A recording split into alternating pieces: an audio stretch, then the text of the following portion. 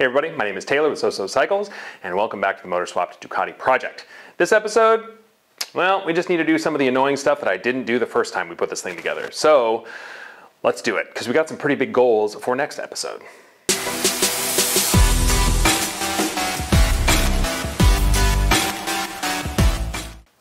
So this episode is all about finalizing all the stuff that I didn't get to get done before the one show. There's a braking issue, there's the breather box, there's some wiring issues I need to sort, but it was all covered up by fairings very, very well. And obviously it was just a proof of concept before the one show. It did run, it rode just fine, but any kind of more than just going up and down the street may present some issues. So we're gonna solve all those problems now, because next episode, we're gonna take this bike up north. We're gonna have our buddy Ray, who is one of our master techs at SoSo Tacoma, take a look at it, just give it a nut and bolt check, because I'm the only one that's had hands on this thing, and what if I forgot something very important? You know how it is, time passes in between kind of shop days or whatever, so you may not remember that you only hand tightened a thing when you should have actually tightened it down to torque and things like that, you know, builder stuff.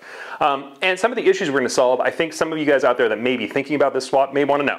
So there's a bunch of little things. I always try to show the very swap specific stuff that I do that may help you guys out. So hopefully we'll be able to do that this one, so let's get going. And first things first, we're going to get on the upper fairing stay. This item is from Pierrobon, and apparently it's the last one that they had. And as you can tell, I definitely did not replace the cluster support bracket that I made. Works fine. I'll probably clean it up at some point, or will I? I don't know. But anyway, there it is. It's nice on, it's nice and secure. It's not going anywhere, and it works really, really well. So I don't see the reason to change it. And then we have this gorgeous upper triple in magnesium from Fiber. You guys have seen this one before, but it just for some reason wanted a little persuading to go on. I'm not exactly sure why, but it fits perfectly. It was just a little bit off in the stem side, but that's okay. It is on now and everything lines up great. And we just gotta secure the Olin steering stabilizer and we're ready to go.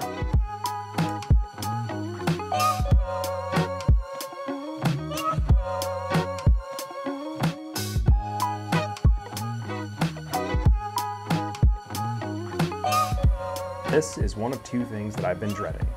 For some reason, we have had a grinding sound coming from the brakes, and I will demonstrate it for you here. Seems to come around only once a revolution, but it has been driving me nuts because it doesn't really affect braking. You can barely feel it when you're riding the bike, but it does slow the wheel down quite a bit. So let's get the front calipers off and see what we're dealing with.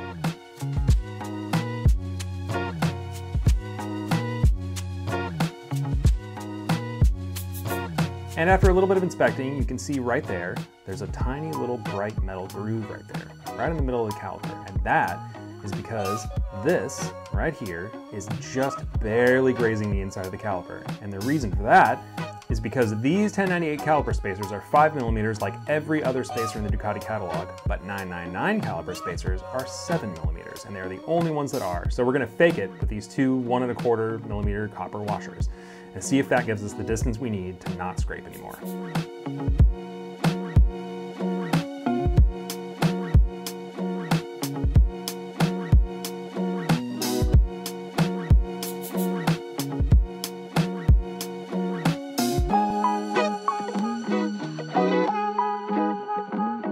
And that's that. With our temporary caliper spacers in there, let's just go ahead and give it a measure. And just like I thought, just about 7.5mm. So let's see if it works.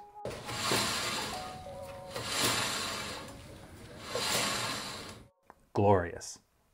And now we have some 999 caliper spacers on order. Should be here soon. And now we're gonna move around to the back of the bike to do something I've been dreading for a little while.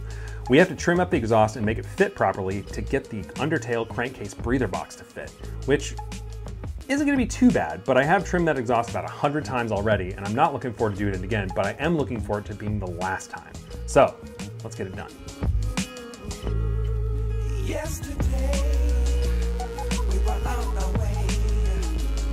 So this one required a little bit more finagling than I thought, only because once I had it in, the tail section hit the breather tube, so I had to move it back as far as possible, which there's not much room in there with that subframe. So, I moved it back as far as it would go, filed the holes just a teeny bit to make it fit properly, and that's great. And with washers and bolts in there, you can't even see that I elongated the holes slightly. Perfect. And in what I hope is the final attempt to make this exhaust fit properly, I just notched this bracket. This is actually the bracket that holds on the heat shield, and everything still fits. The exhaust slides down a little further and a little more snugly than it did before, and it seems to work really, really well. So let's get it back together and see what it looks like.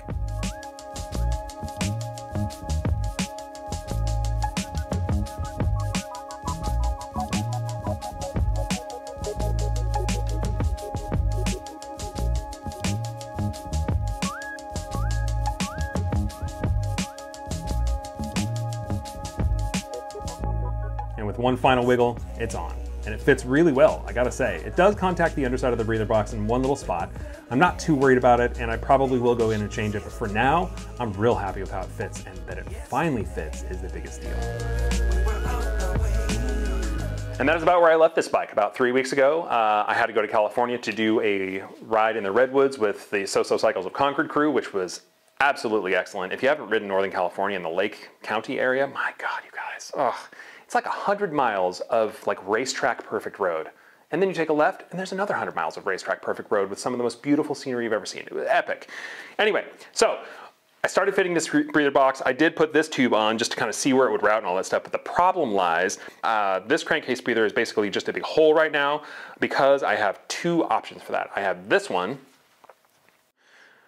This is the one I was using before that didn't really fit in the tubes, but you could kind of slip the tube over and it looked okay. But you'll notice this one does not have reeds in it. And this one is the one I just got from Slingshot Racing because I just needed a replacement because I broke the plastic one.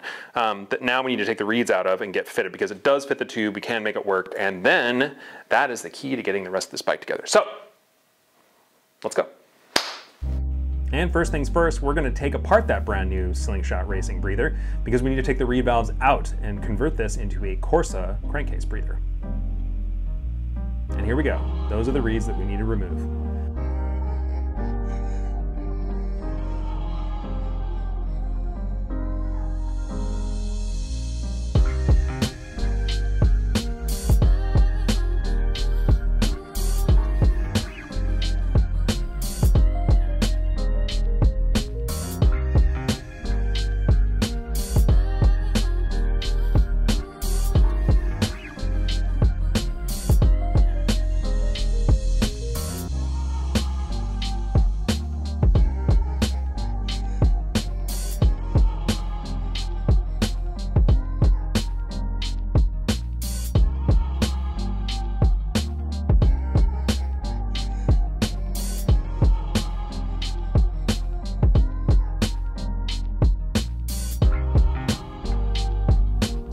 Now, after a little cleanup, all that remains is to put it back together, without reeds obviously, and put it on the bike.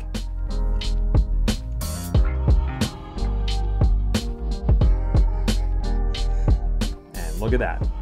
One homemade Corsa crankcase breather. Look at that. Perfect.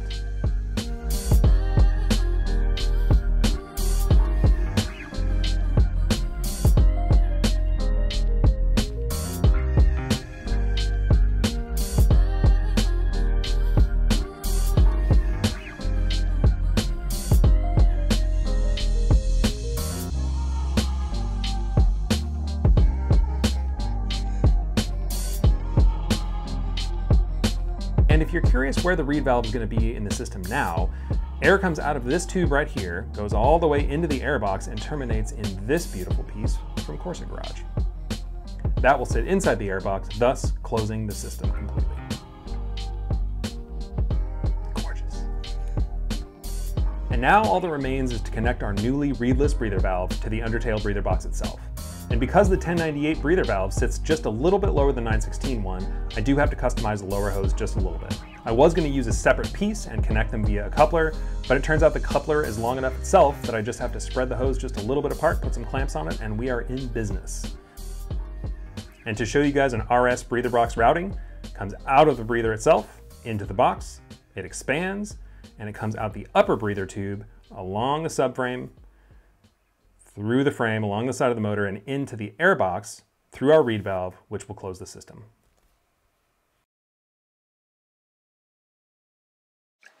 And there it is. I know it probably wasn't that much of an exciting episode for you guys, but getting all this stuff sorted out during final assembly and making sure it's the last time we're going to put these things together is really big for me. And solving the little issues, oh my God. You guys know probably exactly how that feels. So anyway, next episode, we'll get the wiring back in, get it running again, and hopefully get it up north to get dyno tuned, which I don't think is much of a stretch for next episode. At the very least, we'll get it back together and running and take it on a test ride. At the very most, we'll have it dyno tuned, which is pretty exciting, I think. There you go. Do all the YouTube things if you want to. Otherwise, I'll see you next episode.